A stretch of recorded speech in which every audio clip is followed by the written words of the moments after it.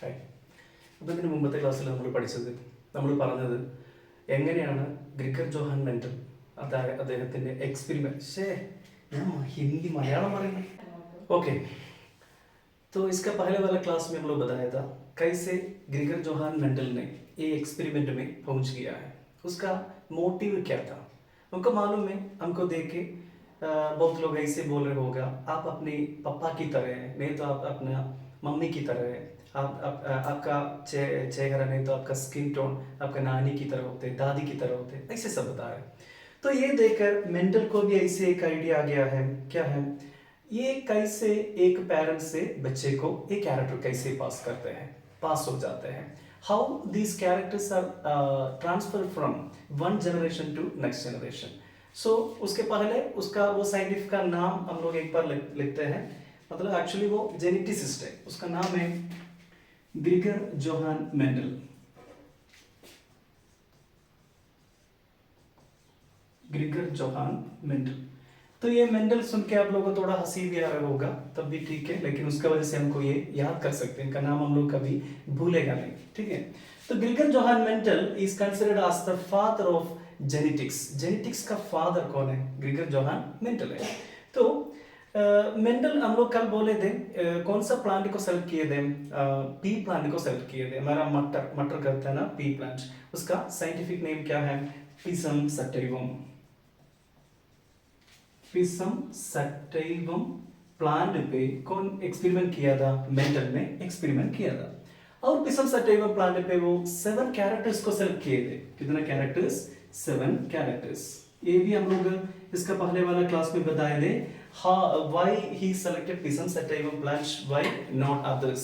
Because he got more characters in them, in Pisum sativum 7 characters को उसको मिला है उसमें।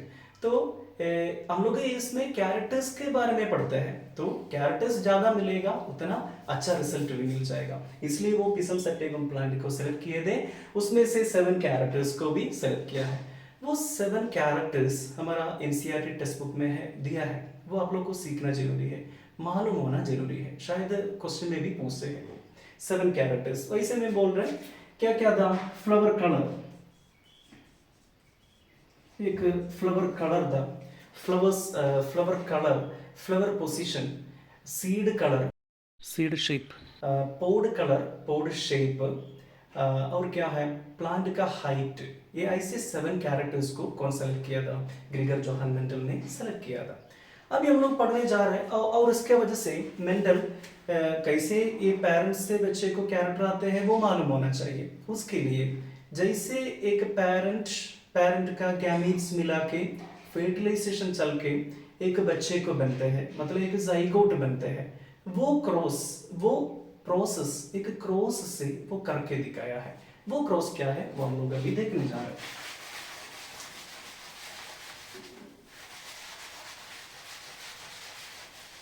पहले मेंडल ने, मैं बोला था 7 कैरेक्टर्स, उसी में 7 कैरेक्टर्स में एक कैरेक्टर को सेलेक्ट करके क्रॉस कर दिया है। एक कैरेक्टर मेंडल ने क्या किया? सेलेक्ट किया है। पहले एक कैरेक्टर है प्लांट हाइट, बस एक कैरेक्टर को सेलेक्ट किया, the character is height, plant का हाइट। ये प्लांट हाइट हम लोग देखा है, तो इसके पहले वाला क्लास में हम लोग बताए थे एक कैरेक्टर का 2 कॉन्ट्रास्टिंग पेयर्स सेलेक्ट करेंगे, कॉन्ट्रास्टिंग पेयर्स, उसका दोनों में एक्सट्रीम। अभी हाइट देखा है तो हाइट को 2 कॉन्ट्रास्टिंग कैरेक्टर्स होते हैं, वन इज टॉल, एक एक्सट्रीम कैरेक्टर उसका टॉल है, दूसरा एक्सट्रीम कैरेक्टर कौन सा है? ड्वार्फ। कौन सा है? Dwarf character. एक लंबा वाला प्लांट को सेलेक्ट किया और इधर क्या है? एक छोटा वाला प्लांट को सेलेक्ट किया है, ठीक है। एक टॉल प्लांट को सेलेक्ट किया, दूसरा एक छोटा वाला प्लांट को सेलेक्ट किया है। ये ऐसे क्रॉस करते समय हमको मालूम है एक बच्चे बनने के लिए सेक्सुअल रिप्रोडक्शन के बारे में हम लोग बोलते हैं, एक मेल पेरेंट होना चाहिए, दूसरा फीमेल पेरेंट होना चाहिए। तो इसी में जो एक कैरेक्टर उसको हम लोग डोमिनेंट कैरेक्टर बोलते हैं। डोमिनेंट मतलब वो ज्यादा दिखेगा मतलब उसका जीन थोड़ा एक्सप्रेस करेगा। टोल, एक कैरेक्टर के साथ, एक टोल कैरेक्टर के साथ ड्वार्फ कैरेक्टर, ये दोनों का जीन साथ में आ गया है, तो मेल पेरेंट से टोल का जीन आ गया, फीमेल पेरेंट से ड्वार्फ का जीन आ गया। इस दोनों पे, ये दोनों साथ में रहते समय किसका जीन एक्सप्रेस करेगा? टोल का जीन एक्सप्रेस करेगा। So that is known as dominant character. ये डोमिनेंट रिसेसिव कैरेक्टर्स के बारे में बाद में बताऊंगा, अभी ये क्रॉस के बारे में बता रहे हैं।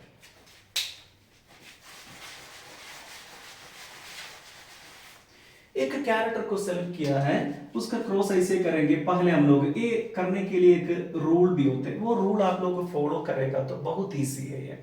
देखिए, पेरेंट को सेलेक्ट किया, हमको बच्चे बनने के लिए पेरेंट्स चाहिए। पेरेंट्स क्या है? पेरेंट्स, पेरेंट्स का कैरेक्टर हम लोग लिख रहे हैं टोल मेल पेरेंट्स।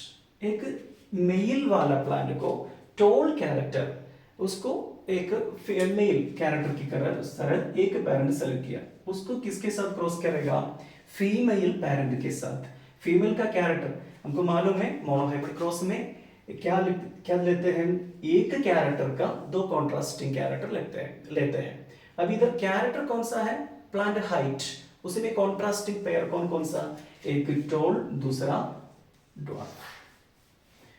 तो इधर हम लोग एक टोल मेल की तरह ले लिया है, तो ड्वार्फ कौन सा होना चाहिए? फीमेल होना चाहिए। तो टोल एंड ड्वार्फ पेरेंट्स को सेलेक्ट कर दिया है। तो ये पेरेंट्स हो गए। पेरेंट्स का अभी हमको क्या लिखना है? इसका अल्लील लिखना है। ये भी हम लोग कल इसका पहले वाला क्लास में बताया थे। अल्लील क्या है? एक कैरेक्टर को एक एक जीन कंट्रोल करता है, तो वो gene is controlled by pair of alleles. वो जीन के अंदर क्या होता है? पेयर ऑफ अलील्स होते हैं। पेयर ऑफ अलील मतलब एक अलील मदर से आ गया, एक दूसरा अलील फादर से आ गया है। लेकिन हम लोग एक कैरेक्टर का अलील लिखते समय वो पेयर में ही लिखते हैं, ठीक है। तो टोल कैरेक्टर का अलील हम लोग बताए थे कैपिटल टी, कैपिटल टी। ऐसे एक गोला के अंदर डालना है। उसका मतलब क्या है? वो एक सेल के अंदर होता है। अलील हो गया। अभी ड्वार्फ का क्या है? इसका कैपिटल टी ले लिया है, तो ड्वार्फ का क्या होना चाहिए? ये कैपिटल टी, स्मॉल टी होना चाहिए, ठीक। Small T. अब ये क्रॉस करना चाहिए हमको। अलील के बाद क्या बनाएगा? इधर रिप्रोडक्शन का टाइम पे गैमीट्स बनाएगा। हमको मालूम है male gamete and female gamete. अगर थोड़ा और अच्छा से बोला है तो स्पर्म एंड ओवम। तो मेल से स्पर्म आएगा, फीमेल से ओवम आ जाएगा।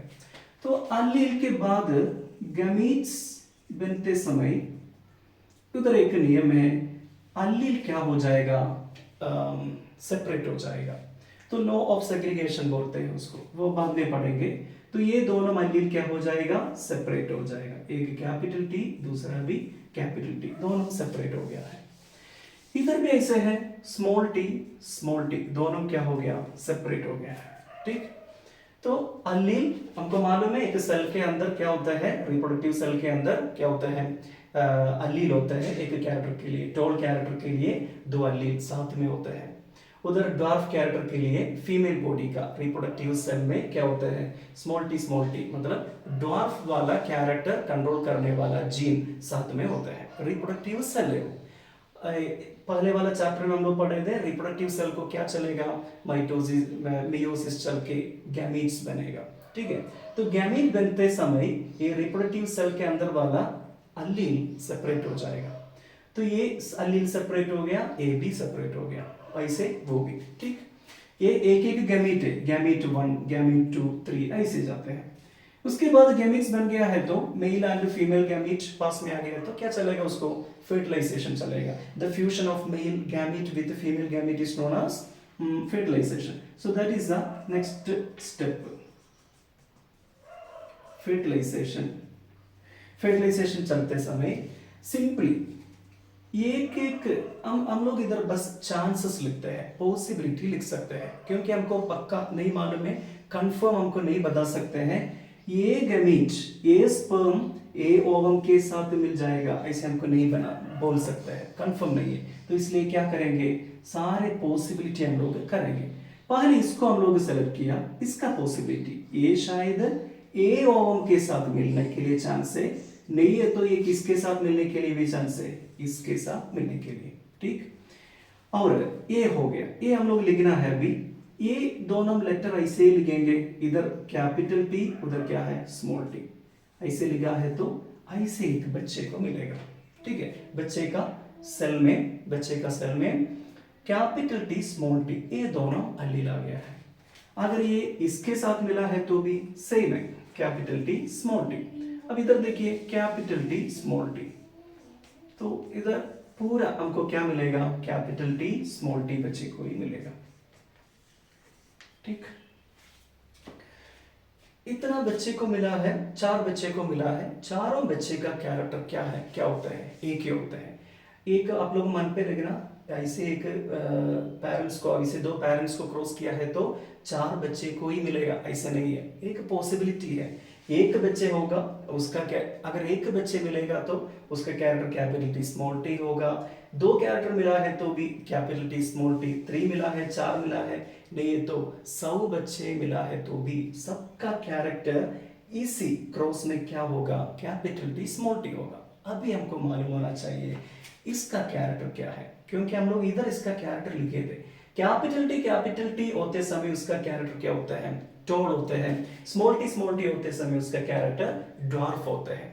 लेकिन हमको मालूम नहीं है कैपिटल टी स्मॉल टी आएगा तब उसका कैरेक्टर क्या होगा।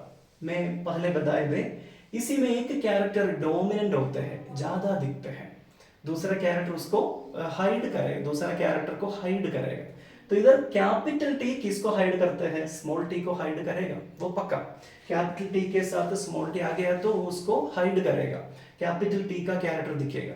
इधर कैपिटल टी का कैरेक्टर कौन सा है, टोल है, तो ये सब में हमको कौन सा कैरेक्टर मिलेगा, टोल कैरेक्टर मिलेगा। बस कौन सा कैरेक्टर मिलेगा, टोल कैरेक्टर मिलेगा, मालूम हो गया।